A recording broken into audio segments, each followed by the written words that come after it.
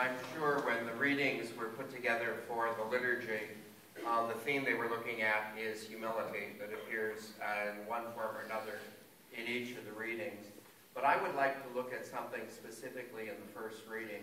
The first reading is from the book of Sirach, and probably as a collection of literature, it's one of the oldest pieces we have in the Bible.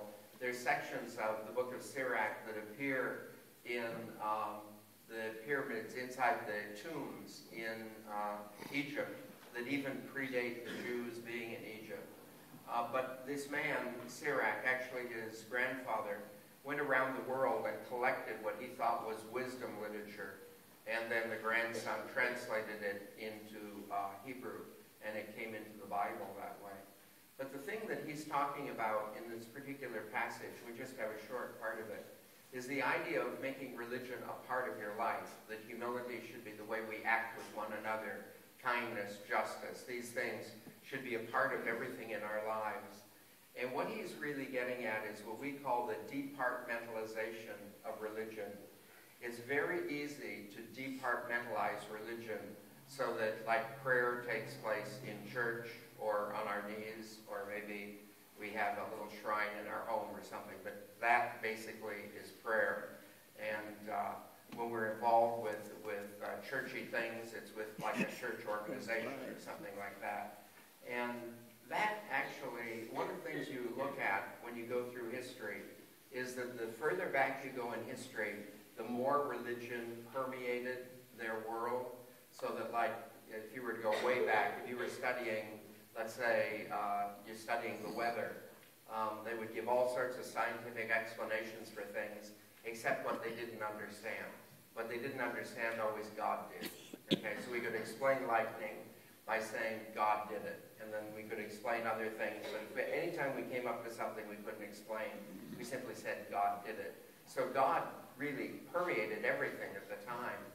And when I was a youngster in the beginning of college, there was a book put out called The Secular City by a man called Harvey Cox.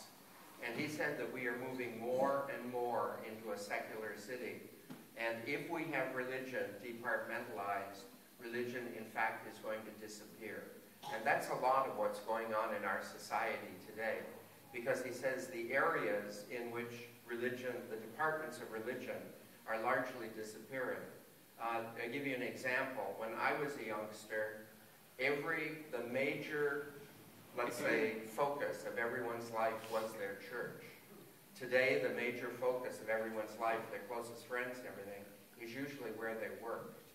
When I was a youngster, every woman was a member of a Catholic organization, whether it was, the Catholic Daughters, Ladies' Aid, or whatever, and every man was a member of the Knights of Columbus or something like that. Whereas today, people are much more likely to be members of a group maybe that helps children that are in need, or the Rotary or something like that. Their groups tend to be secular. And all the religious things that were going on when I was a youngster, most of them have largely disappeared. And what the reading is a call for is that if the only time I pray to God is when we're having a Knights of Columbus meeting, or when we're having a procession, or when I'm in church, the times that I pray and my involvement with God will more and more recede till eventually they disappear. If God is a part of my daily life, and I don't mean that we're always talking about God, but that you and I will refer to God and expect God to speak to us during the day, but God permeates our day in different ways, and that way religion will be preserved.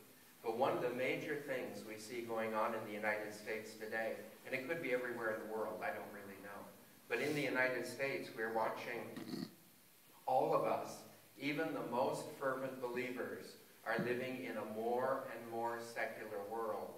So if religion and a relationship to God doesn't permeate what they're doing, their religion will slowly disappear from their lives. And for many people, all of us know, that has already happened.